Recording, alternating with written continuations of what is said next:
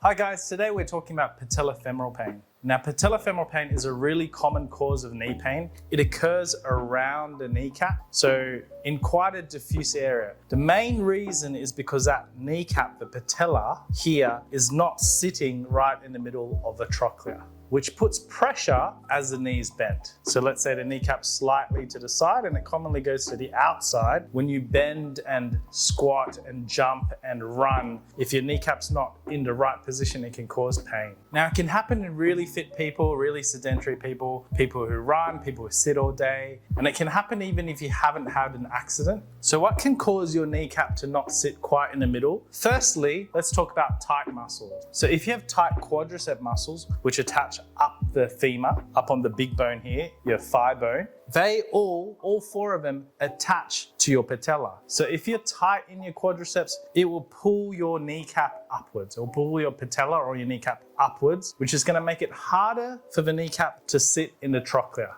When the patella is sitting high, we call that patella alta, the scientific term. The other thing that can be quite tight and cause the patella to put your kneecap towards the outside, so not towards the other leg, but to the outside of your body, is your ITB. So your ITB attaches and it does have fascial connections to your patella. So it can pull it to the outside. Having a patella that sits outside for a prolonged period can cause knee pain, it can cause clicking, it can cause grinding. Eventually, it can cause wear at the back. I've just turned that kneecap inside out. It can cause wear, particularly on the outside of your kneecap, so the lateral part of your kneecap. Yeah, it's usually the lateral side, because it will grind against the femur, against one of the femoral condyles here. So the back of your kneecap is grating. And if you leave it for long enough, your cartilage can wear away, which is the first line of defense. And then it can cause arthritis, which is much harder to treat. Wearing away of the cartilage on the back of the lateral patella. Wearing of your cartilage at the back of your patella is called contralatia patellae. That's the scientific term. So don't wait too long. Don't ignore signs of knee pain, even though it tends to be quite mild. Most people with patellofemoral pain can go away with their everyday life. They feel like it doesn't impact them when they're squatting. It tends to be sore when they haven't warmed up or after exercise or just as they're standing up, and particularly as you go down the stairs. Anything that requires an element of control, like a single leg sit to stand,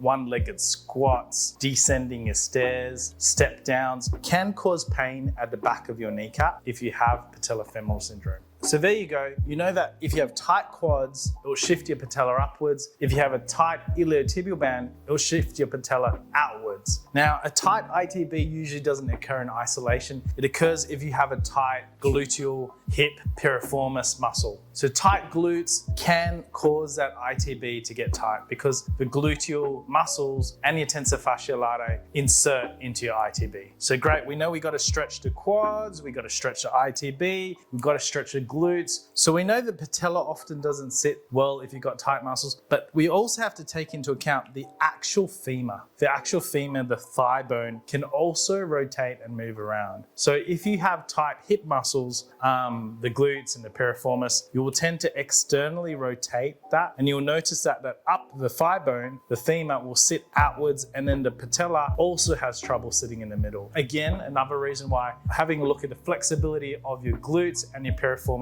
are really important. So with that in mind, do quadricep stretches, do couch stretches, do ITB stretches, do glute stretches, do pigeon stretches if you have patellofemoral problems.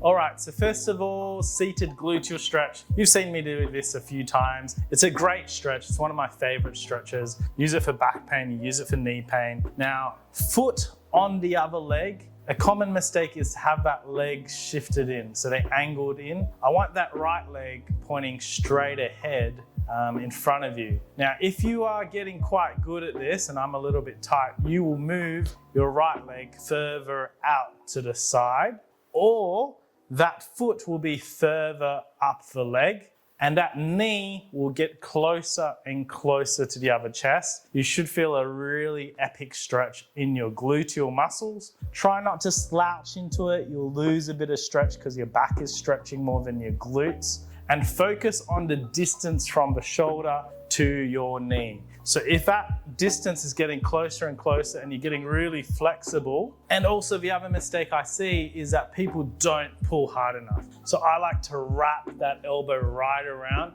and pull that and tug that to the opposite shoulder so you feel a massive stretch in your glutes. Now, if you think you're tight, and a lot of people with iliotibial band or patellofemoral issues are, then just start with what you've got and just improve it over time. And just focus on that distance from your chest to your knee. All right, so the quad stretch is a really simple stretch. Hold on to something so it's not a balance exercise. Pull the foot to the bottom, so posteriorly rotate your pelvis, or if you've got a tail, try to pull it underneath you so it's in front of you, so posteriorly rotate the pelvis. Sometimes squeezing your buttock muscles on will help to increase that stretch by getting more posterior rotation of the pelvis. But the most important thing is pull that foot and that heel up into the bottom. So a lot of people who are sitting for too long get really tight in the hip flexors and the quads, and they do have space between the buttock and the heel. It'll be nice to get that back. Too much tension on your quads will cause that patella alta. It will pull your patella upwards. It can be a cause of patellofemoral pain.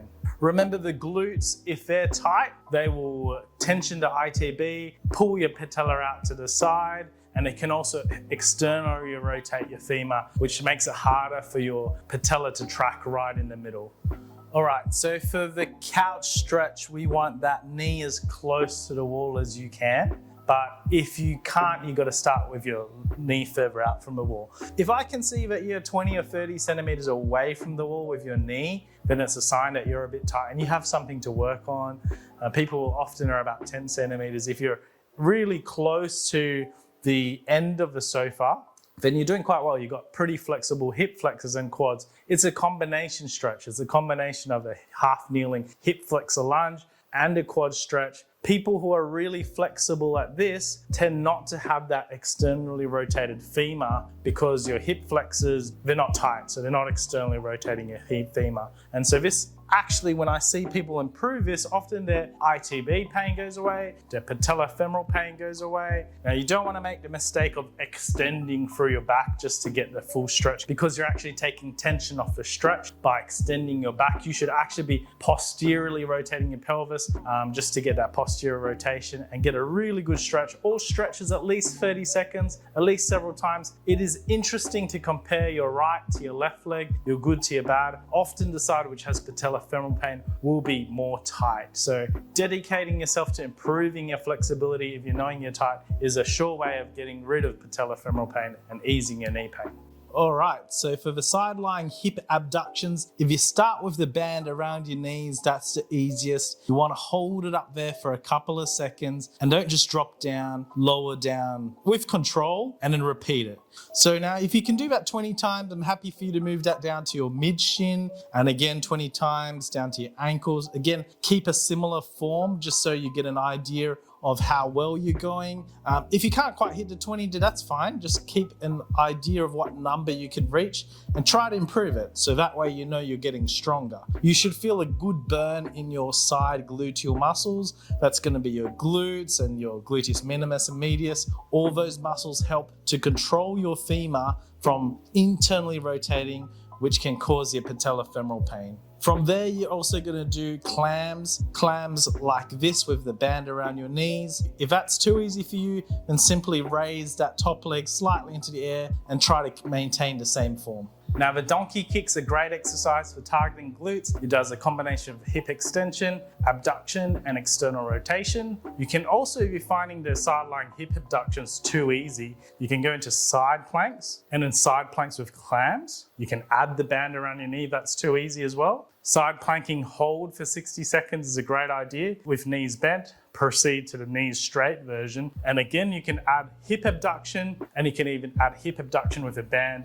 If you're strong enough, do it with one hand rather than two hands, which I'm showing here. Now for runners, this actually could be really good. This could be the difference between really good performance and not so great performance. Track your progress by counting how many reps you can do. For the elite runner, these side planks with hip abduction with a band around your ankle is quite elite.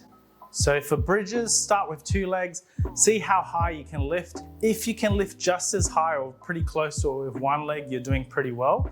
And try to get, again, to the 20 repetition mark. If that's too hard for you, try it on 1.5 legs. If that's too easy for you, do it on a step. You can still do the 1.5 leg version on the step as well. This is another way that you can target the hamstrings and the gluteals pretty well without very little equipment. Now for these bottom half Bulgarians, they're actually quite tough. You're gonna go as low as you can. A lot of people actually don't have the ankle flexibility to go all the way down, but it's worth practicing it until you get it. And then pausing at the bottom for a couple of seconds and coming back up again, you will actually quite quickly feel a burn. And so that's exactly what we want. We want to target this muscle, get it really strong, get those muscles popping out, and that will be a great way to get more control of your patella inwards. So all those forces which are pulling your patella outwards, your ITB, your glutes, your quadricep, if you get the vastus medialis or the quadricep muscle in general much stronger, much less likely to get patellofemoral pain.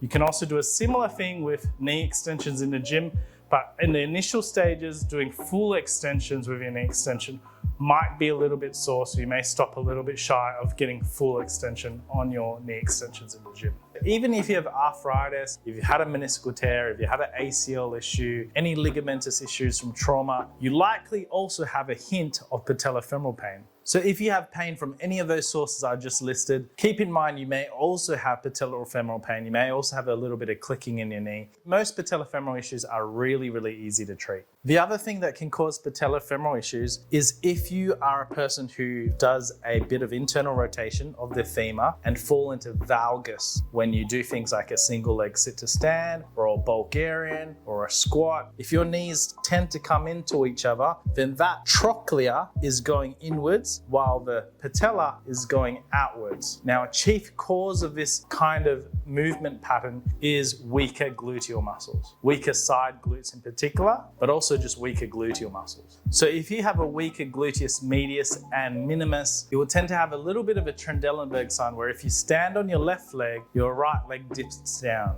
just because those side glutes can't help to level your pelvis out. So you're often seeing people when they walk, their hips are going up and down like that, or they could be shifting side to side like that. You'll also notice when they do a single leg sit to stand, that knee is shaky, and on the Bulgarian, the knee tends to angle inwards. And that's often the case as they step down from a step, that the knee tends to shift inwards as well. Now, it's not the end of the world if you have that kind of movement pattern, but it could be a sign that you are weak in the lateral gluteal muscles. So working on them is going to be helpful for you most likely. So working on your side lying hip abductions, your clams, your side planks with a hip raise, your single leg bridges, they're all going to be very useful to eliminate ITB issues. And now the one thing that does equalize the lateral shift of your patella, so remember it's a tight ITB, it could be the femur rotating because your hip muscles are a little bit tight. It could also be a combination of internal rotation of your femur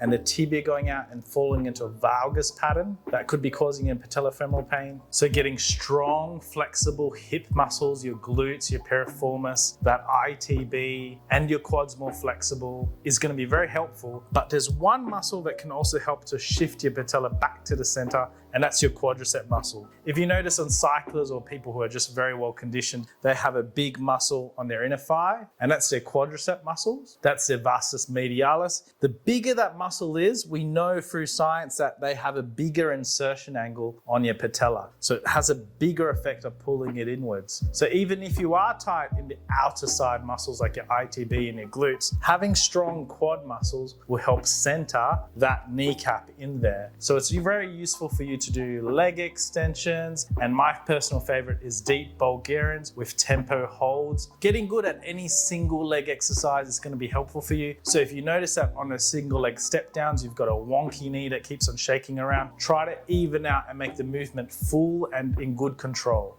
Try to avoid that valgus of the knee with all those movements. It's okay for you to have a valgus, but if you can't control it the other way, if you have a lack of control and you're unable to correct it, it could be a leading cause of your patellofemoral pain. I hope you've enjoyed this video. Please like, follow, and subscribe.